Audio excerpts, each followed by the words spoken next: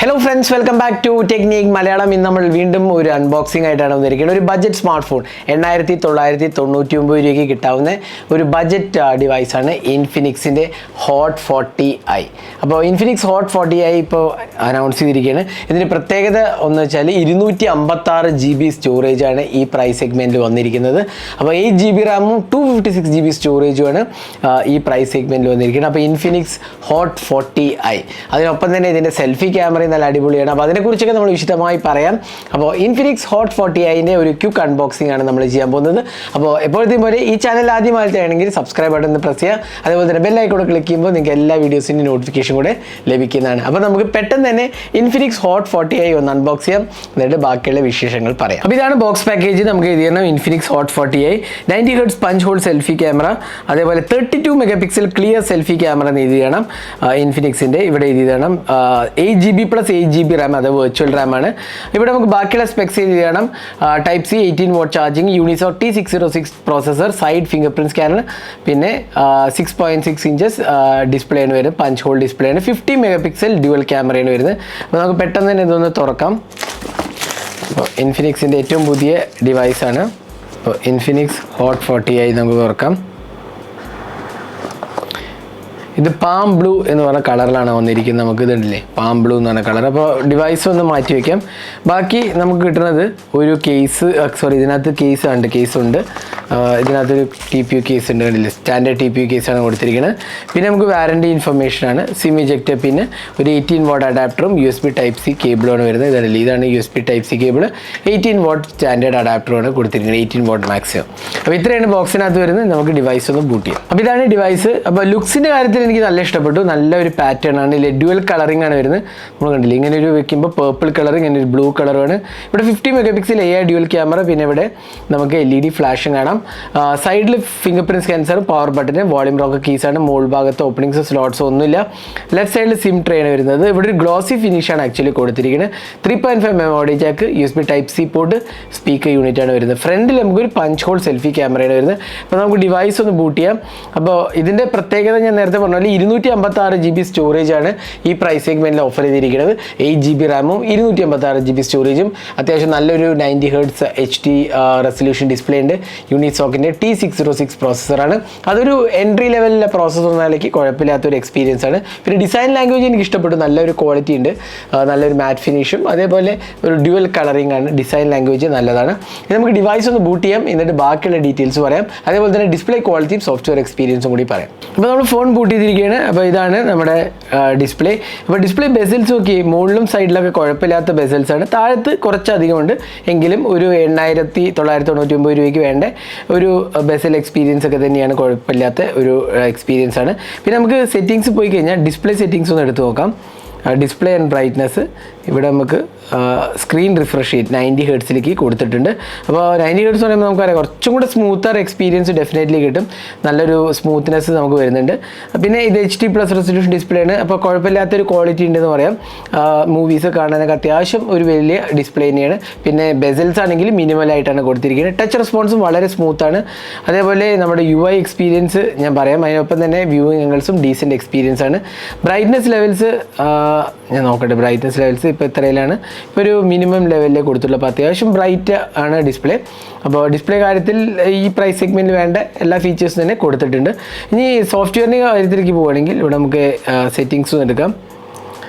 My phone, ഇത് software വരുന്നത് Android version നോക്കട്ടെ. ആൻഡ്രോയിഡ് 13 ആണ് വരുന്നത്. ആൻഡ്രോയിഡ് 14 ഇല്ല ഇതിനകത്ത്. XOS ആണ്, XOS വേർഷൻ 13. ഇവിടെ യൂണിസോക്കിൻ്റെ T606 AI dual camera, 32 MP selfie camera, 256 GB storage, 5000 mAh battery, 18W charging ആണ് വരുന്നത്. പിന്നെ UI എക്സ്പീരിയൻസ് നമ്മളെല്ലാ ഇൻഫിനിക്സ് ഫോണത്തെ പോലെ തന്നെയാണ്. പേഴ്സണലൈസേഷൻ ഓപ്ഷൻസ്, നമുക്ക് അഡീഷണൽ കസ്റ്റമൈസേഷൻ ടൂൾസ് ഉണ്ട്.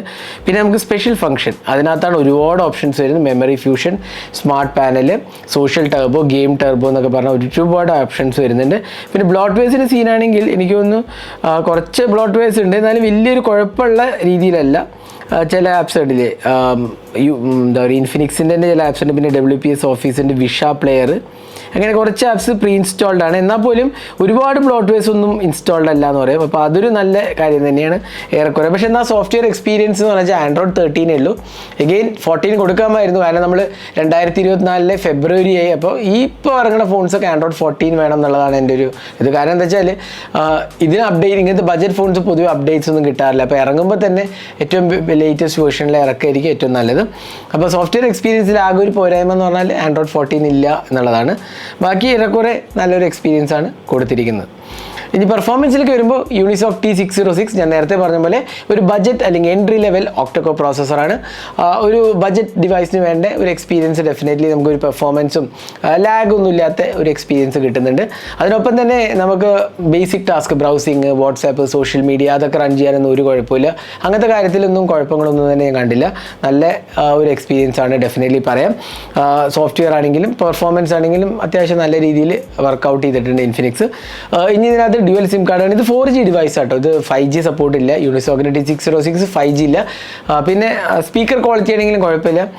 പിന്നെ finger print scanner side mounted ആണ് കൊടുത്തിരിക്കുന്നത്. അപ്പോൾ നമ്മൾ ഫോൺ എടുക്കുമ്പോൾ തന്നെ നമുക്ക് അൺലോക്ക് ചെയ്യാൻ വളരെ ക്വിക്കായിട്ട് ചെയ്യാൻ പറ്റുന്നതാണ്. ഇനി ക്യാമറയിലോട്ട് വരാം. നമുക്ക് ഇതിൽ ഹൈലൈറ്റ് എന്ന് പറഞ്ഞാൽ 32 MP സെൽഫി ക്യാമറയും 50 MP റിയർ ക്യാമറയാണ് വരുന്നത്. അപ്പോൾ ക്യാമറ UI എന്ന് വളരെ പെട്ടെന്ന് നോക്കാം. നമുക്ക് ക്യാമറ UI എടുത്തു കഴിഞ്ഞാൽ ഇതിനകത്ത് ഒരുപാട് മോഡ്സ് ആൻഡ് ഓപ്ഷൻസ് വരുന്നുണ്ട്. അപ്പോൾ 50 MP വീഡിയോ റെക്കോർഡിംഗ് എടുത്തു കഴിഞ്ഞാൽ 1080p റെസൊല്യൂഷനേ വരുന്നുള്ളൂ. ഫുൾ HD ആണ് വരുന്നത്. Short video, phone beauty mode, portrait mode, super night mode, അങ്ങനത്തെ ഓപ്ഷൻസ് എല്ലാം തന്നെ കൊടുത്തിട്ടുണ്ട്. സെൽഫി ക്യാമറ ആണെങ്കിലും 32 MP സെൽഫി ക്യാമറ. അതിൻ്റെ വീഡിയോ റെക്കോർഡിംഗ് ഒന്ന് നോക്കാം നമുക്ക്. 32 MP വീണ്ടും തന്നെ 1080p റെസൊല്യൂഷനാണ് കൊടുത്തിരിക്കുന്നത്. ഇതാണ് ക്യാമറ UIനെ കുറിച്ച് പറയുകയാണെങ്കിൽ. ഇനി നമുക്ക് കുറച്ച് ക്യാമറ സാമ്പിൾസ് വേണം. ഇതെല്ലാം ഇൻഫിനിക്സ് ഹോട്ട് 40i എന്നെടുത്ത ക്യാമറ സാമ്പിൾസാണ്. ഒരു ബഡ്ജറ്റ് ഫോണിലേക്ക് അത്യാവശ്യം നല്ലൊരു ക്വാളിറ്റി ഫോട്ടോസാണ് ഇൻഫിനിക്സ് പ്രൊവൈഡ് ചെയ്തിരിക്കുന്നത്. അപ്പോൾ നിങ്ങൾക്ക് എന്ത് തോന്നുന്നു ക്യാമറ സാമ്പിൾസ് കണ്ടിട്ട് അതിൻ്റെ അഭിപ്രായങ്ങൾ കമൻറ്റ് സെക്ഷനിൽ പോസ്റ്റ് ചെയ്യാൻ മറക്കരുത്. ഇനി 5000 mAh ബാറ്ററിയാണ് ഇതിനകത്ത് വരുന്നത്. 18 watt ചാർജിങ് ആണ്. അപ്പോൾ നമുക്കറിയാം 5000 mAh 18 watt ഒരു 1.5-2 മണിക്കൂറോളം എടുക്കേണ്ടതാണ് ചാർജ് ചെയ്യാൻ. അപ്പോൾ 5000 mAh നല്ലൊരു കപ്പാസിറ്റിയാണ് ഡെഫിനറ്റ്ലി, നമുക്ക് പറയാം. അതിൽ കംപ്ലയിൻസ് ഒന്നുമില്ല. ചാർജിങ് സ്പീഡ് അഗെയിൻ 9000 രൂപയ്ക്ക് സാധാരണ എനിക്ക് കിട്ടുന്ന 18 watt തന്നെയാണ്. അപ്പോൾ അത് ഇതിനകത്ത് കൊടുത്തിട്ടുണ്ട്. ചാർജറും ബോക്സിനകത്തുണ്ട്. അപ്പോൾ അത്യാവശ്യം നല്ല രീതിയിൽ നമുക്ക് ചാർജും ചെയ്യാവുന്നതാണ്. സൂപ്പർ ഫാസ്റ്റ് ഒന്നും അല്ലെങ്കിലും ഒരു 2-2.5 മണിക്കൂറിനകത്ത് നമുക്ക് ഫുൾ ചാർജ് ചെയ്തെടുക്കാവുന്നതാണ്. അപ്പോൾ അതാണ് ബാറ്ററിനെ കുറിച്ച് പറയുന്നത്. പിന്നെ ബാറ്ററി എക്സ്പീരിയൻസും നല്ലതാണ്. പൊതുവെ ബഡ്ജറ്റ് ഡിവൈസ് ആയതുകൊണ്ട് തന്നെ വലിയൊരു ഹെവി ബാറ്ററി കൺസപ്ഷൻ ഒന്നും വരുന്നില്ല. നല്ലൊരു ബാറ്ററി എക്സ്പീരിയൻസ് ആണ് വരുന്നത്. അപ്പോൾ ഇതായിരുന്നു ഇൻഫിനിക്സ് ഹോട്ട് 40iൻ്റെ ഒരു അൺബോക്സിങ്ങും ഫസ്റ്റ് ഇംപ്രഷൻസും.